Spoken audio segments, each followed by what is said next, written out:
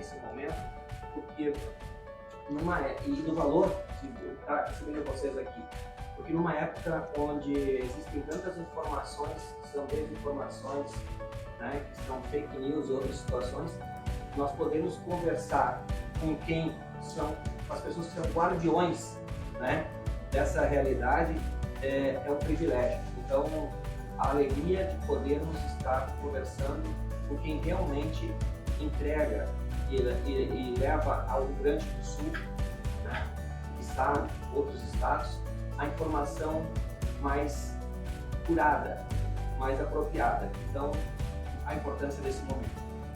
E para posicionar vocês, eu gostaria de colocar também, e isso é um fato importante, a nossa federação, ela está aqui hoje como representante do sistema CNDL. O que é o sistema CNDL? O sistema CNDL é uma estrutura nacional que nós temos hoje, onde temos no ambiente nacional a Confederação Nacional dos Dirigentes Lojistas, no ambiente estadual a Federação e no ambiente municipal as CDLs que tantos conhecem. É muito importante colocar isso porque não é uma federação solta, ela faz parte do sistema. E claro, ela tem um diferencial muito grande mediante outras, que é nós termos a questão do SPC. O SPC Brasil é uma empresa, tá, que faz parte do sistema, que é do sistema. E hoje no Rio Grande do Sul, tá, quem representa o SPC e é representante único do SPC, que é um banco nacional de dados muito forte, é a Federação Varejista do Estado do Rio Grande do Sul. Pode falar sobre a CNDL? Bom dia a todos. É um prazer ter vocês aqui, uma ala importante dessa aproximação que a gente tem com nossos associados, com os nossos consumidores, né, do varejo. E o nosso sistema CNDL, para vocês terem uma ideia, aqui no Rio Grande do Sul hoje, nós não só representamos o sistema das CDLs dentro dos municípios. Nós temos ACIs, nós temos Sindilojas. Então hoje nós representamos aqui no estado do Rio Grande do Sul mais de 100 entidades, entre as CDLs, Sindilojas e ACIs. Então é um orgulho muito grande para a gente, a federação, né, presidente, poder representar, né, essa massa de entidades, de CNPJs importantes no Rio Grande do Sul. Hoje são mais de 23 mil CNPJs que essa federação representa. Então é uma responsabilidade muito grande que a gente tem aqui na federação para fazer essas entregas que tanto o nosso varejo aguarda, né, presidente? Exato. Por que a gente fala CDLs, ACIs e Sindilojas? Porque como nós somos a única entidade que tem essa estrutura nacional, né, de concessão de crédito, que é o SPC Brasil, várias outras entidades co-irmãs acabam nos procurando. Então isso é muito importante de colocar. Mas eu vou falar ainda do Sistema Nacional. O Sistema Nacional hoje nós temos 1.500 CDLs no país, né? Essas 1.500 CDLs que tem no país hoje, elas representam 5% do PIB, para vocês terem uma ideia, né? Vamos passar aqui. E nós estamos presentes nos 27 estados do país. Isso também é algo muito significativo. Todas as cidades até acima de 40 mil habitantes hoje no país, 84% delas estão no sistema CNDL. Então, o nosso banco de dados é alimentado diariamente por essas cidades, por esses associados. É mais de 1 milhão de associados no país hoje, para vocês entenderem a magnitude dessa estrutura, né? Nós, com o sistema, geramos 7,6 milhões de emprego e faturam, né, quem está junto do sistema hoje, mais de 360 bilhões ano.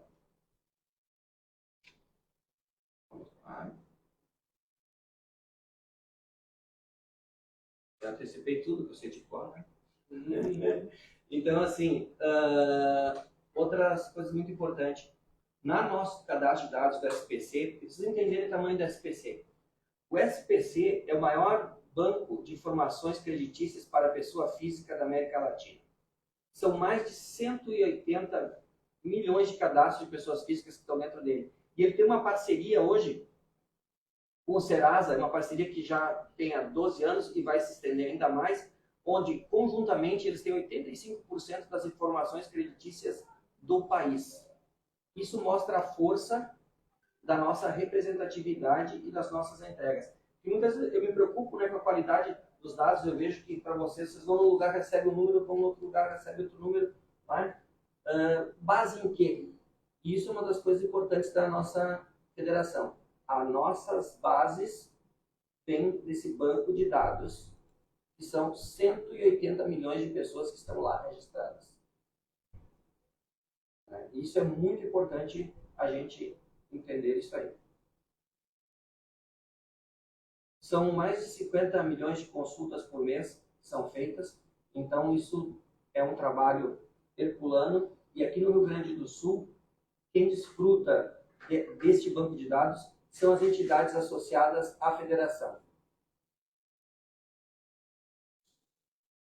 Por isso aquela questão, né, presidente, que eu comentei agora há pouco sobre as ACIs, assim, de lojas. Né? Nós temos uma ferramenta, nós temos um produto que se chama SPC. Então, a única entidade que tem um produto forte a nível de Brasil, que é o SPC Brasil. Então, essas entidades co-irmãs que utilizam do nosso serviço, né, elas estão debaixo do sistema CNDL. Então, por isso, a importância de nós estarmos aqui falando bastante sobre o SPC Brasil, que hoje é um carro-chefe hoje, né, da CDL, das entidades associadas à nossa federação. Diria-se, né, que hoje o SPC Brasil, diferentemente do passado, que a gente tinha aquele consta, nada consta, que era justamente a pesquisa de Kardex, isso nós surgimos do varejo, mas hoje a gente representa o mercado, certo? Nós atendemos players como a indústria, bancos, instituições financeiras, principalmente, né, o atacado e, claro, obviamente, o nosso varejo. Então, o nosso sistema ele é muito gigante. Então, novos produtos estão sendo formatados para 23, mas o importante é que hoje a gente representa um banco de dados muito gigante e também, hoje, uma quantidade de associados que o presidente acabou relatando, então, muito grande. Então, é um banco de dados que realmente nos orgulha, né, desse produto e cada vez mais a gente está melhorando juntamente com os nossos associados e com os consumidores. Quem demanda dessa informação são os consumidores e nós temos essa informação hoje. São dois pilares, para finalizar, que eu gostaria de apresentar para vocês. Nós temos na federação o pilar institucional representativo. A gente conversou bastante aqui antes, né?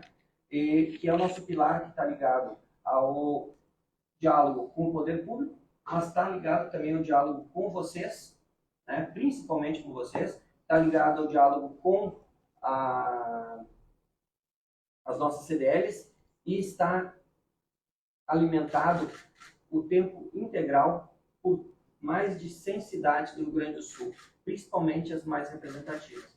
Então, é um pilar muito importante, onde a gente consegue compilar tudo o que precisa e levar para os nossos associados. E o outro pilar é o negócio.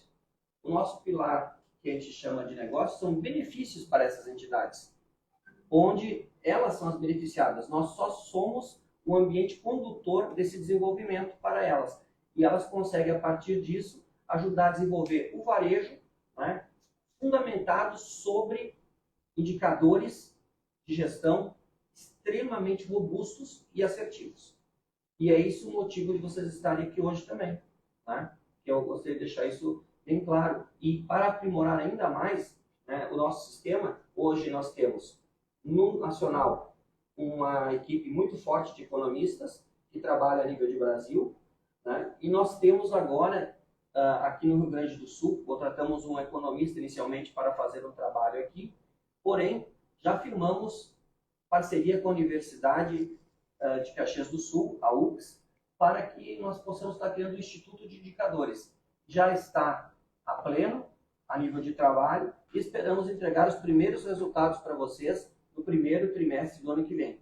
Ou seja, uma formação e uma estrutura acadêmica acurando todos os dados que nós já temos de forma digital na nossa estrutura. E isso aí é muito valioso, porque queremos poder entregar isso para vocês. De onde veio essa demanda? De vocês. Porque quando a gente conversou primeiramente, individualmente, com as pessoas da mídia, eu pedi qual era a dificuldade, o que faltava, e nós fomos atrás disso, para poder entregar para vocês dados mais acurados, mais prontos, para que vocês possam entregar e fazer o trabalho de vocês de uma forma ainda melhor. Eu pediria, Matuzziano, não sei se tem alguma consideração para fazer, e tu já preparasse a nossa apresentação. Aquela fala que eu estava reforçando antes, a questão de atender o mercado, hoje nós trabalhamos mais com concessão de crédito, com a SPC Brasil, do que o Consta Nada Consta. Né? Hoje trabalhamos com o mercado como um todo, mas principalmente uma coisa que vai vir muito forte daqui a uns anos, somente já está acontecendo, mas é o cadastro positivo, que é justamente esse score positivo que vai beneficiar a todos os consumidores, com taxas menores, com acesso ao crédito de uma forma mais simplificada. Então, o cadastro positivo é uma forma que está vindo muito forte. Já a legislação já permite que isso ocorra, mas algumas instituições de crédito ainda não usam, né, dessa ferramenta adequada. Muito possivelmente para 23 isso vai vir muito forte. Então isso vai facilitar muito o acesso ao crédito de todos os consumidores, né, desse país. Então, uma forma simples de baratear o juro de acesso ao crédito. Muito bem. Então, nossos dados econômicos, né, foram acurados, então, e foram preparados por um nosso economista, né, que é o Alisson Góes. Ele é professor e mestre em economia pela Universidade Federal do ABC de Santo André. Tá? PIB do Rio Grande do Sul, que nós verificamos hoje, né? Nós temos 55% de serviços, 23% de indústria, 13% de comércio e 9% do agro. E o que representa acumulado nos últimos meses? 12,2% de serviços, 3,9% do comércio, 1,7% da indústria, menos 57,5%. Quando olha isso daí, né, parece, nossa, menos 57%. O que acontece? Mostram, né, nós tivemos uma dificuldade muito grande em função do clima. Nós tivemos seca, nós tivemos enchente, e a vida do agricultor, ela é afetada absurdamente pelas condições climáticas. E depois, a questão do crédito, porque para buscar crédito, depois de algumas safras com dificuldade, é muito complicado. O nosso colega da Farsul, com certeza, apresentará, né, essa realidade. E, claro, nós tivemos uma recuperação muito forte já nesse momento, mas o agro ainda sofre muito as agruras do clima. Né? E o agro aqui do estado é um agro resiliente. Né? Então, nós tivemos essa realidade posta aí para nós. O comércio, como eu falei antes, e o serviço, eles tiveram uma recuperação bem vigorosa, né? Mas o que deve impactar para que o nosso PIB aqui não tenha um resultado tão positivo como nós esperemos é essa questão do agro. Porém, esse governo nosso já vem trabalhando fortemente políticas para que nós possamos desenvolver o governo estadual e socorrer e ajudar o desenvolvimento do agro, que é tão importante para o nosso estado e para o país. Nas atividades do comércio, né? Quando a gente olha o ampliado, onde colocamos aí a questão dos automóveis, materiais de construção e outros bens de valor maior, nós vemos que a nível de Brasil nós tivemos uma queda de 0,6% nesse ano, mas a nível de Rio Grande do Sul 3,9%. E o resultado do comércio varejista, quando retirado a questão de materiais de construção, automóveis e motocicleta, ele melhora bastante, tanto a nível de Brasil quanto de Rio Grande do Sul. Por quê? Né? Nós citamos antes, esse ano nós passamos a ter uma questão do crédito muito caro. Né? E aí o crédito vai inibindo, e claro, é o cenário econômico de incertezas, vai inibindo o consumo de produtos de maior valor agregado, vai inibindo a questão de comprometimentos futuros, né? E isso daí faz com que afete o desempenho do varejo. Quer comentar alguma coisa? Acaba que nós depois vamos chegar na informação, mas a população, no modo geral, perdeu o poder de compra. A gente está percebendo isso. O mercado ele tem se mostrado que essa variação que a gente teve, que foi colocada agora, questão da economia do agro, aonde que nós tivemos estamos indo para o 3º ano com estiagem, isso impacta diretamente, né, na questão econômica, principalmente na questão da produção de grãos. Isso, principalmente nas regiões que depende bastante da agricultura, isso realmente tem um impacto direto no seu crescimento, no desenvolvimento regional, e cada vez mais essas políticas de investimentos, tanto no setor do agro, no setor de financiamentos, no setor de crédito, ela é importante para que mantenha a economia equilibrada. A gente tem, um dos pilares importantes hoje é a economia. Se a economia ela é fragilizada, obviamente os reflexos acontecem, né? E a gente está sentindo isso já na sequência. Então a gente espera, né, que o clima nos ajude também e o poder econômico, com a política, né, que realmente entregue aquilo que a gente precisa. Porque senão, né, a gente vai ter números não tão agradáveis. E a ideia nossa é que realmente haja crescimento. A inflação corroeu as margens das empresas e corroeu o poder de compra. Porém, nós temos que olhar uma coisa positiva, que são os empregos. A empregabilidade, né, melhorou. Nós nunca tivemos, e tem cidades em que a gente verifica pleno emprego no Rio Grande do Sul hoje, inclusive com vagas, né, para ser preenchidas sem pessoas para preenchê-las. Nós encontramos essa realidade em algumas cidades já do Rio Grande do Sul. E isso daí colaborou por demais para que para que nesse ano nós percebêssemos um crescimento acima do nacional a nível de desempenho do comércio no Rio Grande do Sul.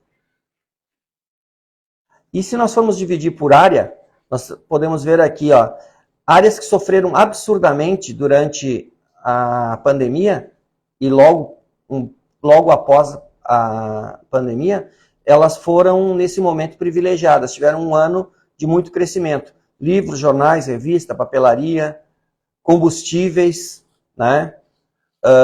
Tecidos, vestuário, né? As pessoas voltaram a comprar bastante, porque durante a pandemia, lembrem, né? Não existia festa, para que eu vou comprar mais uma? Né? Não tinha necessidade de ir a grandes, né? Ficava em casa, qualquer chinelo, resolvia, né? Porque a gente estava em casa. Né? Então a gente teve assim, ainda um reflexo em 2022 do pós-pandemia. Né? A área de uso doméstico, de produtos domésticos também continuou crescendo. Os supermercados, eu acho que não precisa nem dizer, né? O que a gente vê de mercado abrindo, né, e vê sempre cheio, é uma área onde isso é muito importante, a gente entender isso, porque isso é dignidade para as pessoas, que vem da questão do emprego e da capacidade de compra. Então, é muito importante e a gente tem que sempre celebrar a questão dos mercados estarem funcionando. Produtos e artigos farmacêuticos e médicos também é algo que reflete em função da questão de qualidade de vida e de se preocupar mais. A pandemia nos ensinou quanto nós devemos nos preocupar com a nossa saúde.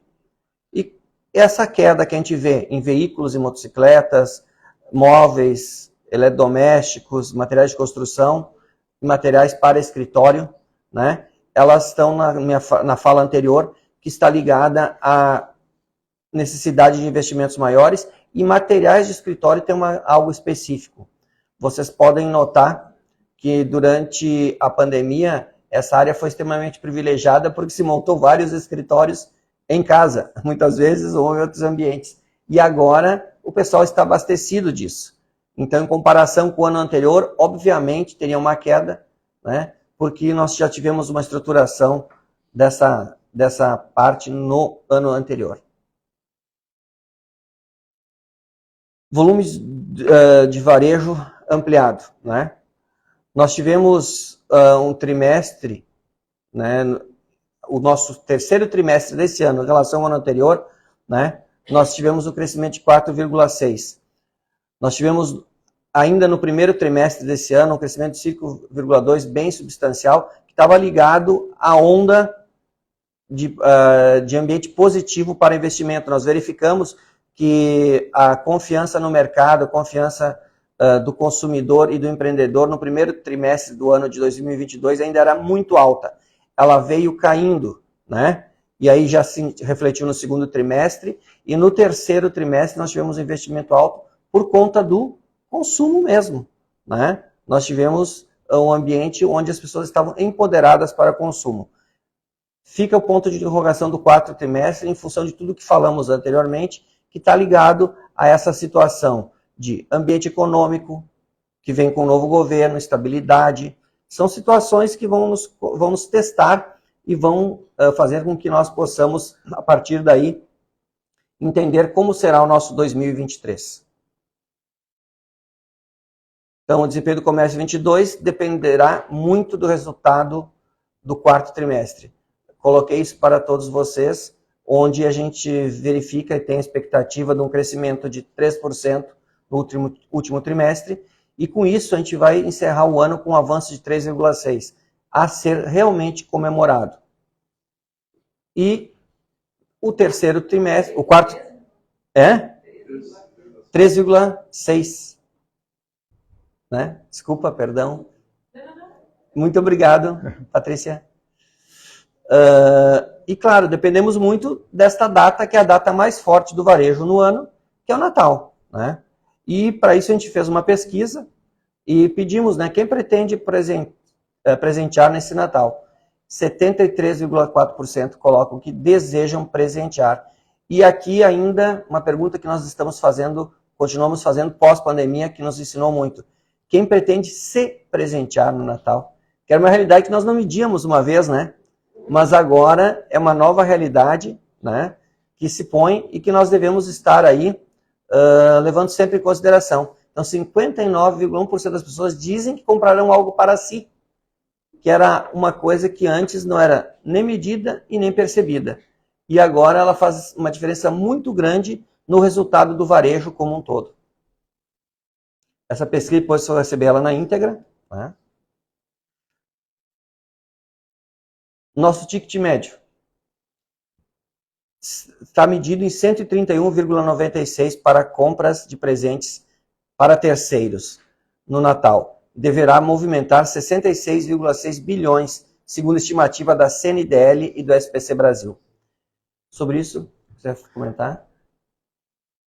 O número que nós tínhamos para o ano passado era um número mais animador. Nós tínhamos o ano passado um ticket médio aproximadamente de R$200. E hoje nós temos um ticket médio reduzido. Isso nos preocupa e, obviamente, a gente tem falado para os empresários, para os lojistas, que nós temos que usar a criatividade. Porque o povo hoje, ele perdeu o poder de compra. Hoje, vamos falar a realidade nua e crua. Quem tem recurso está segurando para ver o que vai acontecer. E quem não tem recurso, não tem recurso.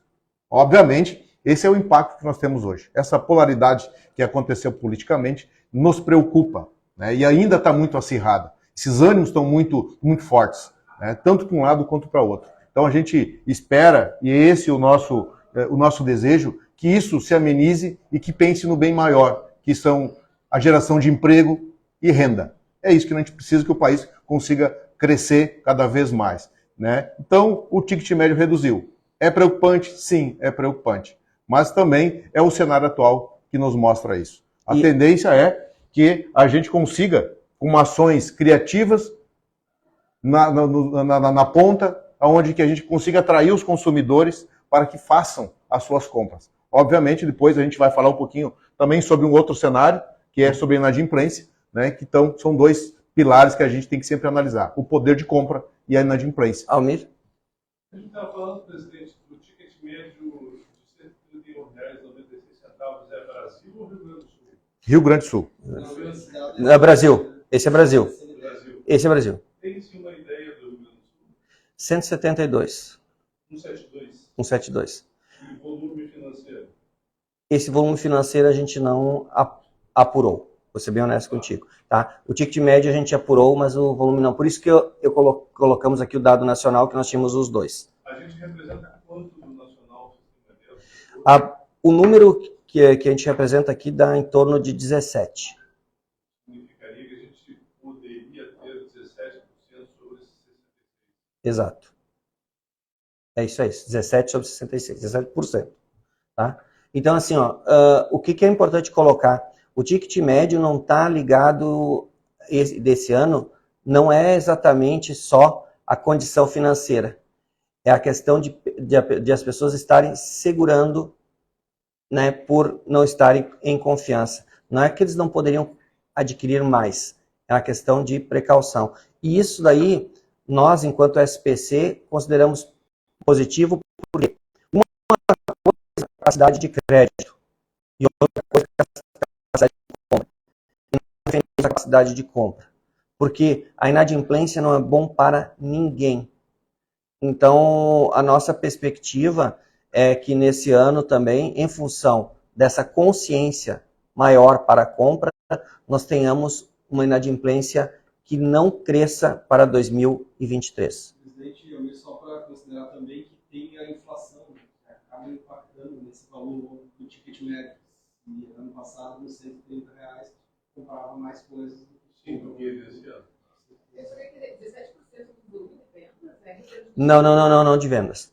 Assim, vou te dar um número aqui bem rapidinho. Tá? Em torno de, eu tinha feito essa curiosidade, em torno de 5,6, né, bilhões é a nossa perspectiva de consumo, 6 bilhões, no Rio Grande do Sul.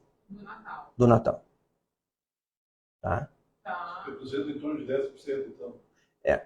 Porque assim, ó, em função do quê? Dos números que a gente já mediu nacionalmente neste ano, a nível do crescimento do varejo e do que o varejo consumiu esse ano no Rio Grande do Sul em relação ao Brasil. Você pode notar, como a gente apresentou anteriormente, que o consumo no varejo aqui no Rio Grande do Sul foi maior que no Brasil, por uma questão do emprego e da capacidade de compra do gaúcho.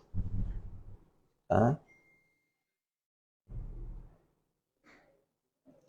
Mercado de trabalho. Olha só, em janeiro do ano passado, nós tivemos queda de 2,8, fevereiro 1,1. Como é que esses números aconteceram? Aconteceram em função de que não se manteve, né, muitos dos que são temporários. Né, e teve um reajuste, um realinhamento da força de trabalho, que agora fica claríssima no número de outubro. Por que em outubro nós tivemos um crescimento tão alto? Houve uma desestruturação, um realinhamento durante o ano inteiro da força de trabalho, né, do setor varejista. E agora, entendido o tamanho e o desafio das entregas que são postas ao setor, houve sim uma contratação robusta que transcende a questão dos temporários. Mas é um realinhamento da força de trabalho como um todo, né? Com mais qualidade, com perfil diferente, que os perfis, isso em um outro momento a gente vai trazer para vocês, tá? O perfil da pessoa que vai trabalhar dentro do varejo mudou, né? Então, isso também é reflexo dessa situação. Esse ano foi... Sim? Mudou o perfil das pessoas que trabalham no varejo ou mudou o perfil do varejo? As duas. Porque é bem pautado, Romir. Então, assim, ó, o varejo hoje, né, não pode considerar que tu tem uma empresa aberta se tu tem só a porta física. Tu precisa ter o endereço digital e o físico unidos, dando uma experiência completa, né, para todos. E isso daí, como o varejo mudou de característica, mudou de perfil, obrigatoriamente tudo é feito por pessoas e para pessoas.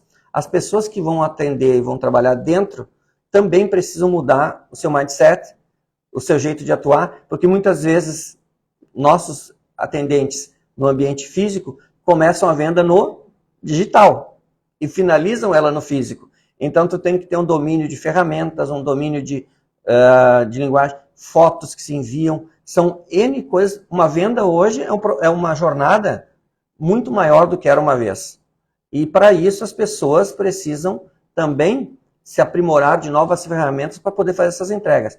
Se o varejo como um todo teve que se reinventar, quem atua nele também, né? E esse ajuste vem acontecendo ao longo dos últimos 2 anos, mas neste ano de 22 aconteceu de forma muito contundente, né?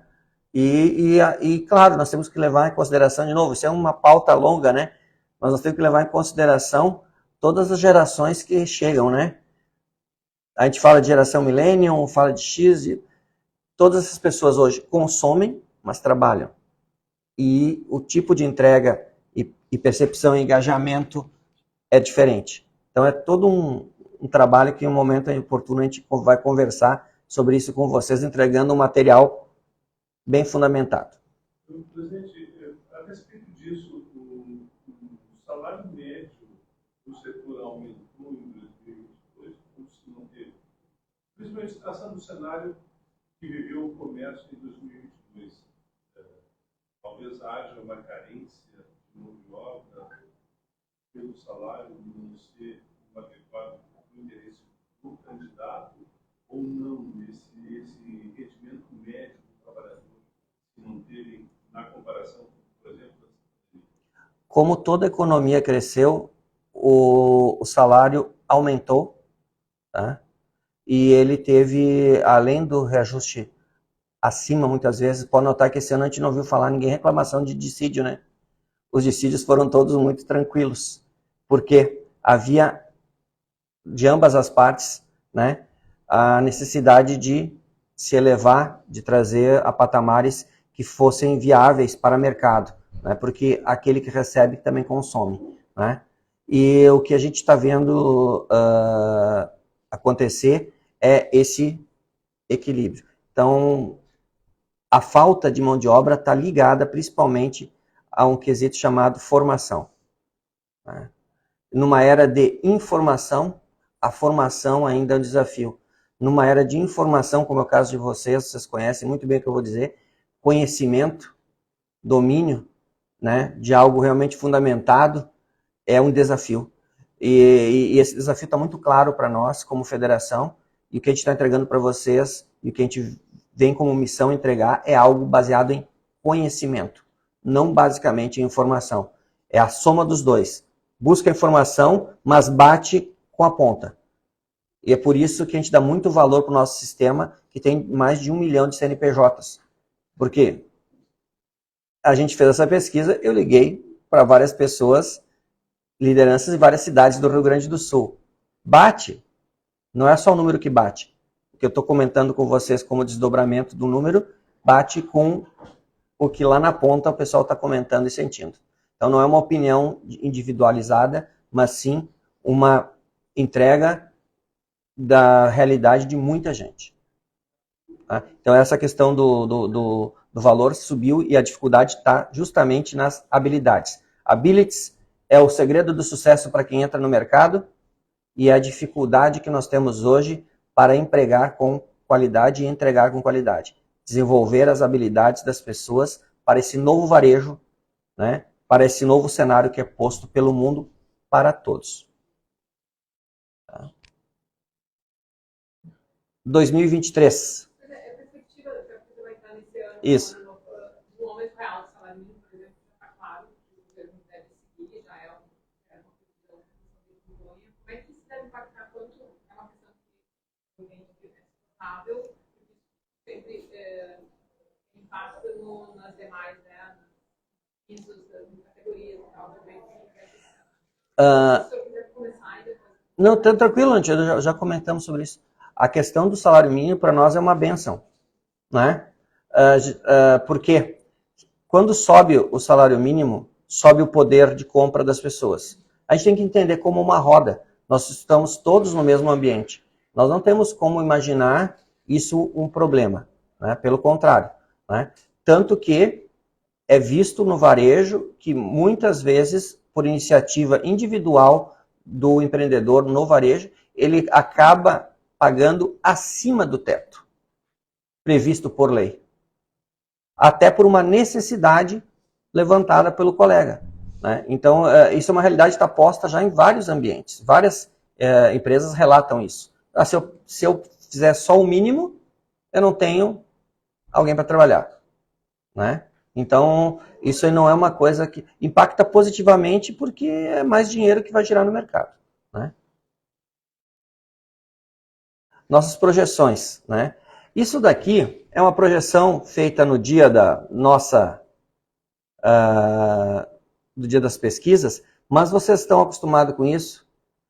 A cada minuto, a cada mês, a cada semana, vem uma nova projeção. Por quê?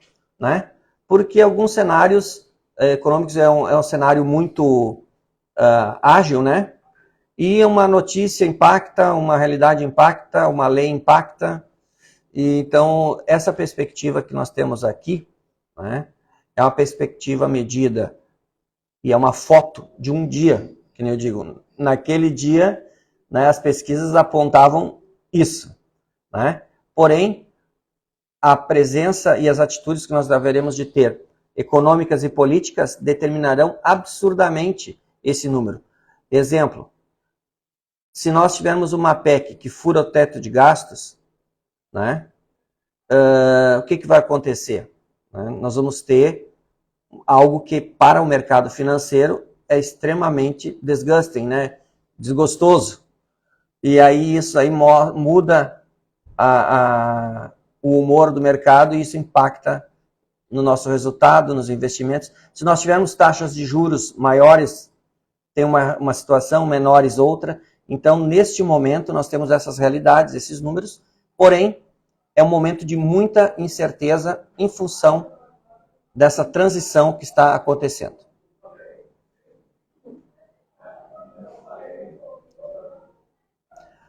Rio Grande do Sul, o IBGE mostrou, né, uma variação de 2020, o DE outra, né, e menos 2%. Então, o desempenho do agro deverá limitar o crescimento do PIB, serviço e indústria deverão atenuar o impacto.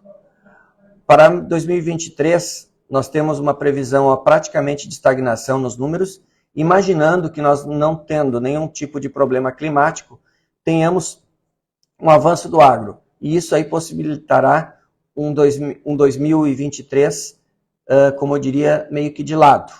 Né? Nós vamos estar passando só por 2023 e, claro, esperamos ansiosamente que tenhamos boas notícias na área política e econômica para que nós possamos crescer.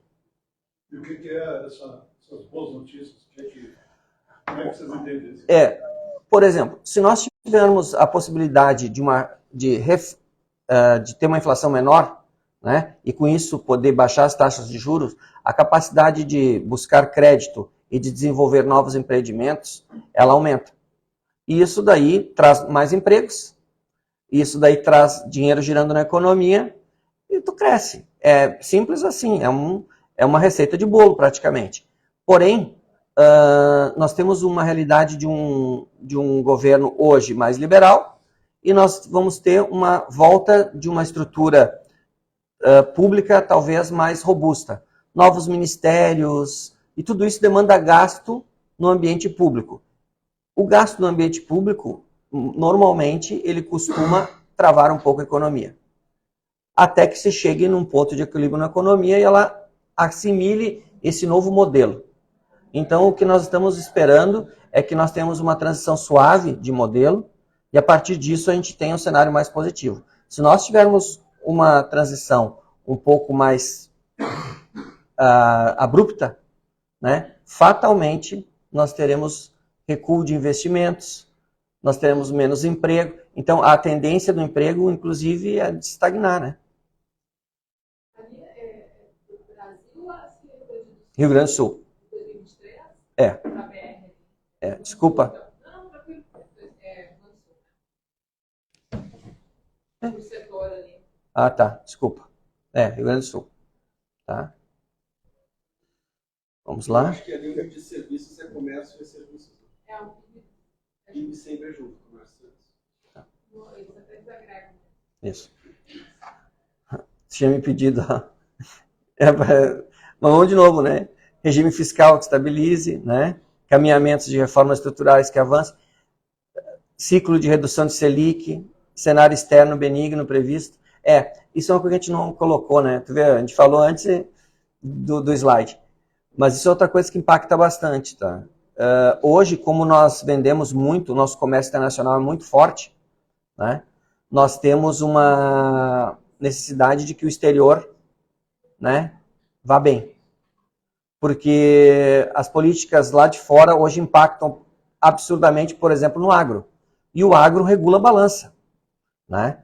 Então, nós precisamos que também não tenhamos mudanças muito fortes no cenário exterior para que nós possamos continuar tendo um resultado positivo no Brasil. Uma coisa que eu posso falar do Rio Grande do Sul, até deixa eu voltar aqui, que é importante. Nós tínhamos, por exemplo, um grande consumidor de produtos industrializados de valor agregado maior, a Argentina. Como a Argentina foi impactada absurdamente pelo governo lá, nós migramos para o Chile. O que aconteceu no Chile? A mesma coisa. Então, hoje, o mercado americano vem se transformando num grande player para produtos industrializados nossos. E isso é uma boa mostra de como o cenário econômico internacional impacta, né? Por produção de máquina agrícola. Agora mesmo nós vemos um movimento muito importante de uma empresa, e aí como a gente tem acesso aos empresários, né, a gente tem esse número. A Fras-le, dá um exemplo aqui, né? Ela é uma da maior fabricante de freios, né, de pastilhas de freio do planeta, né? E ela tinha no mercado americano, tem no mercado americano seu principal local, né, de vendas. Esse ano adquiriu uma das maiores empresas de fabricação, recentemente, né, desse produto nos Estados Unidos para nacionalizar a empresa lá. Porque já vinha desenvolvendo uma comercialização internacional muito grande. Então, todos esses ambientes, todas essas realidades desenvolvem, né, aqui a nossa economia. Taxa de desemprego, pode notar aqui, ó, a nossa é menor, como foi citada, do que no Brasil. A nossa 5% é emprego pleno. Tem cidades, né, que está em 4%. Né? A média do Rio Grande do Sul é 6%. Essa média só não é mais baixa devido ao agro. Tá? E a inflação está se projetando 5%. Hoje eu vi inflação projetada em 5,62%. E isso nos preocupa muito. Se ficar no patamar de 5%, está excelente. Né? O nosso problema é se subir muito em relação a isso. E a taxa de juros, né? A projeção é para 11,5% e $1 a 5,25. Também vai estar muito atrelado à realidade político-econômica desse governo que entra. Condicionamentos do comércio, né? Também já foi colocado aqui, mas a renda real e a confiança são fundamentais no nosso processo de crescimento. E claro, o desemprego afeta a todos e o endividamento também. Então, por que a gente não fica tão triste com o ticket médio do final do ano? Porque é o cenário que mostra a responsabilidade de quem está consumindo. E, ao mesmo tempo, né, nós temos a expectativa de crescimento, porque as pessoas estão presenteando mais do que presenteavam uma vez. Então, aquele 131 é para uma compra. Mas, muitas vezes, quem de nós compra um só presente? Então, compra vários, né? Sensibilidade à taxa de juros e recuperação. Maiores quedas sensíveis ao aumento da taxa de juros, redução projetada será suficiente para reverter recursos nesses segmentos. Então, esse aqui é um outro questionamento, né? Esses segmentos de produtos mais caros foram muito impactados. Nós precisamos de ter, por parte do governo, alguma ação para ajudar eles a voltar a se desenvolver. Tá? A variação de vendas deve permanecer no campo positivo para 2023, mas o ritmo de crescimento vai cair, seguindo a desaceleração projetada pela economia. Ano de transição, ano de ajustes. Desaceleração é algo normal, porque está ligado à confiança do consumidor. O consumidor voltando a ter confiança, a aceleração volta. Opa. E, por fim, aproveitar que vocês estão aqui, né? E desejar para vocês, a gente tem depois uma pequena lembrança para cada um, né? Desejar um Feliz Natal, né? Um ano novo repleto de alegrias, por quê? Essa é uma das características dessa federação também, né? A gente vai trabalhar, e você vai ver ao longo do tempo, a questão humana, RH. A gente falou hoje nisso também. Não é só negócios, não é só representatividade. As pessoas são a coisa mais importante que existe no mundo, e a gente aprendeu isso na pandemia, que a gente não esqueça. Presidente, o senhor falou, só para completar, eu acho que não sei se passou, em função desse cenário, o crescimento projetado para 2023 é quanto? 3, para 2003? Isso. 2023. No nosso caso, 0,7%. Tá? Teve uma lâmina, né? Mas 0,7% para o varejo é a perspectiva para 2023 com os números de hoje, né? Só mais alguma pergunta? Muito obrigado a todos aí pela presença. É isso aí. Obrigado, pessoal.